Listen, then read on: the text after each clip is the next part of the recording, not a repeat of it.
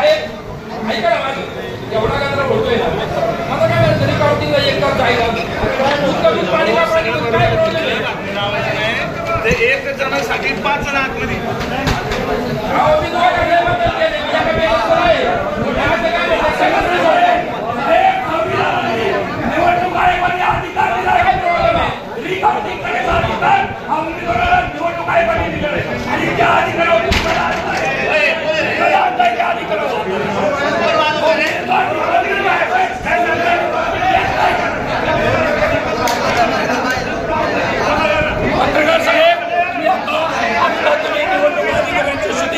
एक मताने उमेदवार पडलाय तो वारंवार विनंती करतो यांना रिकाउंटिंग करा म्हणून त्यांनी तसा लिस्टर अर्ज दिलाय पण निवडणूक अधिकारी हे मान्य करत नाही हे कोणाच्या दबावाखाली काम करतायत का हा आमचा सवाल आहे या उमेदवाराचा जो निवडणुकीला उभा राहिलाय त्याचा हा संविधानिक आणि निवडणुकीचा अधिकार आहे जर त्याला वाटलं त्याला रिकाउंटिंग घ्यायचं हा त्याचा अधिकार आहे तो अधिकार हा उमेदवार जर मागत असेल तर निवडणूक अधिकारी हे नाकारू शकत नाही तुमच्या समोर निवडणूक अधिकारी या उमेदवाराला फेटाळून लावताय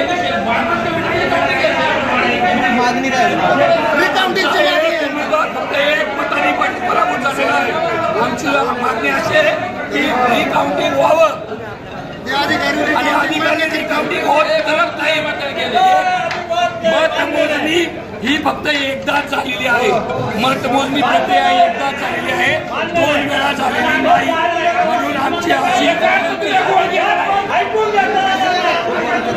उमेदवाराचा निवडणुकीचा संविधानिक अधिकार आहे की तो रिकाउंटिंग करू शकतो परंतु निवडणूक अधिकारी या उमेदवाराला त्याच्या अधिकारापासून वंचित ठेवत आहे तो अधिकार त्याला निवडणूक आयोगाने दिलेला आहे की त्याला जर वाटलं तर परत फेरमोजणी करू शकतो आणि आमचा उमेदवार हा फक्त एका मताने पराभूत झालेला आहे त्याची इच्छा आहे परत एकदा मतमोजणी प्रक्रिया व्हावी परंतु या ठिकाणी असणारे निवडणूक अधिकारी अजिबात त्या उमेदवाराचं ऐकत नाही याचा अर्थ आम्हाला सर्वसामान्यांना वाटतंय हे निवडणूक अधिकारी कोणाच्या दबावाखाली काम करत आहेत का आणि या उमेदवाराला जो निवडणूक प्रक्रियेमध्ये सहभागी झालेला आहे त्याच्यावर अन्याय करत आहेत म्हणून आमचा आक्षेप हा निवडणूक अधिकाऱ्यांवर आहे यांनी त्वरित रिकाउंटिंग ही घेतली पाहिजे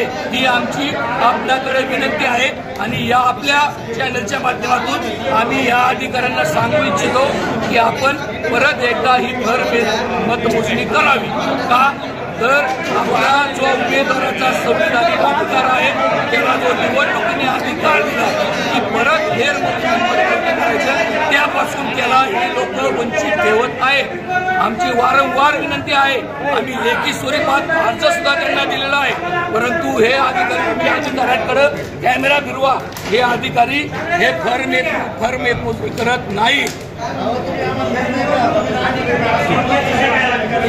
आणि ही निवडणूक प्रक्रिया आम्ही फेर मतमोजणी रिकाउंटिंग झाल्याशिवाय आम्ही सर्वसामान्य जनता या ठिकाणून हलणार नाही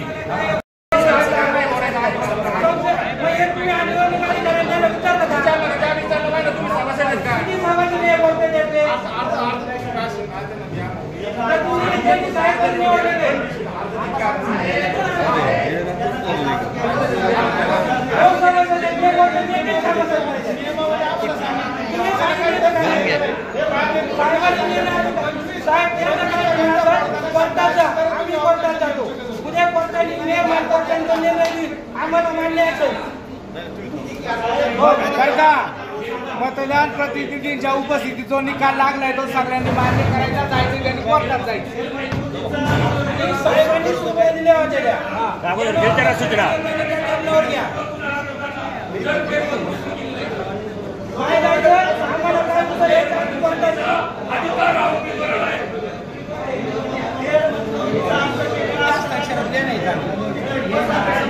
ऑब्जेक्शन घेतलं नाही प्रत्येक प्रतिनिधीची प्रत्येक पेजवर सही झालेली आहे आणि निवडणूक निर्णय अधिकाऱ्यांनी या इथे जाहीर निकाल घोषित केलेला आहे आणि हा निकाल आम्हाला सर्वांना मान्य आहे। याच्यात जर कोणी फेरमोजणी करण्याचा आता विचार करत असेल तर आम्हाला मान्य नाही। त्यांनी काय निवडणूक निर्णय अधिकाऱ्यांनी निर्णय तो आमच्याकडे द्यावा, आम्ही कोर्टात जाऊ आणि त्याच्यावर काय असेल ते आम्ही निर्णय निवडणूक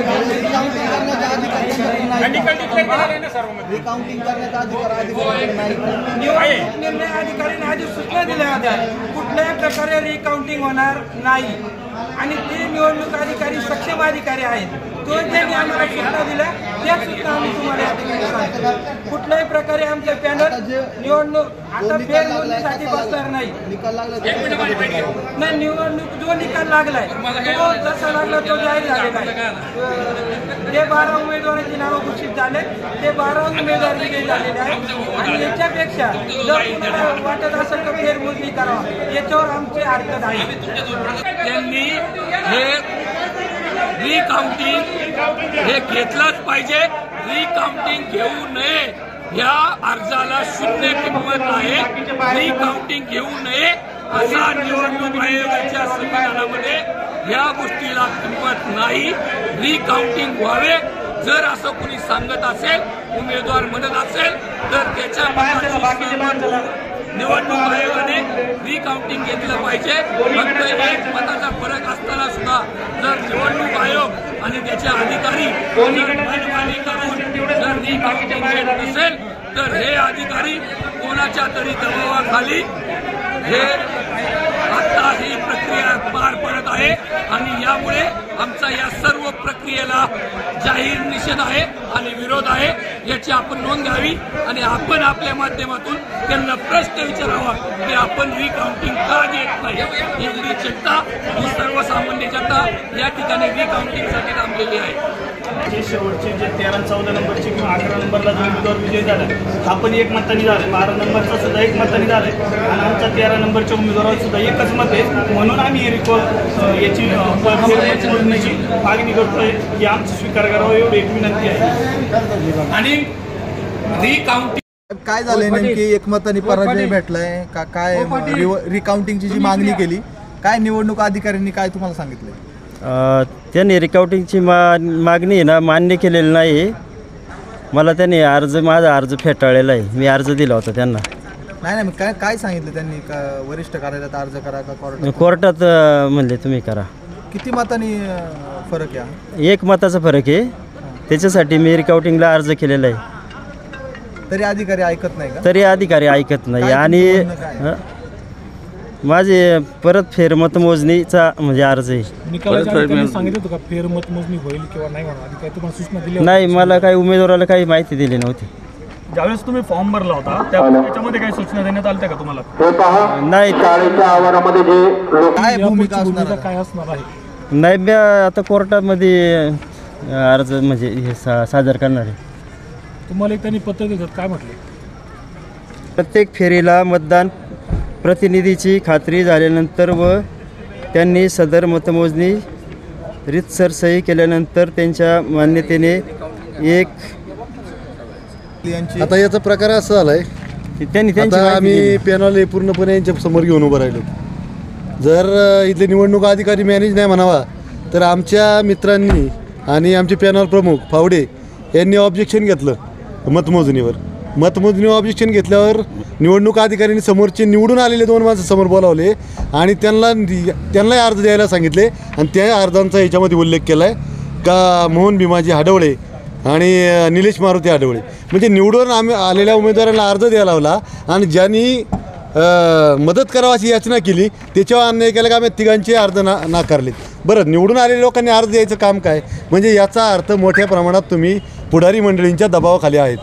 तुम्ही इथं सहकार क्षेत्रात काम करत असताना सर्वसामान्याला विठ्ठीत धरायचं काम करतात आणि शेतकरी माणसाचा बळी द्यायचं काम हे मोठ्या प्रमाणात तुम्ही केलं। याचा हा झालेला अन्याय आणि ह्या लोकांना सर्वसामान्य लोकांना गवळी लोकांना तुम्ही कोर्टात जायचं सांगताय। अहो 5-5 लिटर दूध घालणार लोकांना तुम्ही जर कोर्ट दाखवत असाल तर तुमच्या कुठल्याही गोष्टीला अर्थ नाही। तुम्ही निवडणूक अधिकारी म्हणून सक्षम नाहीत, तुमचा आम्ही निषेध करतो मोठ्या प्रमाणामध्ये। आमचे सुभाष पाटील आहेत, माजी सरपंच गवळी आहेत, या जर अर्जाचा तुम्ही अभ्यास करा। हे 2 आलेले निवडून आलेले उमेदवार आणि पडलेल्या उमेदवाराला तिघांना यांनी अर्ज दिला, समोरचे 2 अर्ज घेताय तुम्ही आणि नंतर त्यांना म्हणते का तुम्हाला आम्ही फेटाळतो म्हणून. अगदी 2-2 मतांनी काही एक मतांनी फक्त पराजय झालेला आहे, ते पण त्यांनी केलेलं आहे. आमचं म्हणणं असं का आमच्या उमेदवाराला 7 मतं वाढत आहेत, त्यांना कुठलीही हरकत नव्हती. 1111 मतदान जे झालं मोजायला कमीत कमी 1 तास लागला असता. तुमच्याकडे एवढी सगळी यंत्रणा असताना तुम्ही सर्वसामान्य माणसाला न्याय द्यायला तुम्ही सक्षम नाहीत.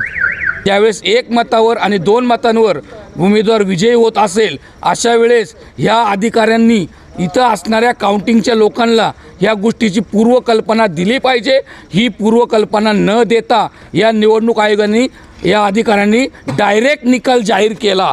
याचा अर्थ हे निवडणूक आयोगाचे अधिकारी हे कोणाच्या तरी दबावाखाली हा निकाल देत आहेत. आणि हा निकाल जेव्हा सर्वसामान्य गवळ्यांना राजूरच्या कळाला त्यावेळेस त्या उमेदवारांना घेऊन हे या ठिकाणी या मतमोजणीच्या ठिकाणी आलेले आहेत. आणि त्या तत्काळ सर्व कर्मचारी सर्व पोलीस यंत्रणा या ठिकाणी उपस्थित असताना या उमेदवारांनी त्यांचा फेर मतमोजणी रिकाउंटिंगचा त्यांचा अधिकार बजवा म्हणून त्यांनी अर्ज दिला, परंतु तो सुद्धा त्यांनी फेटाळला.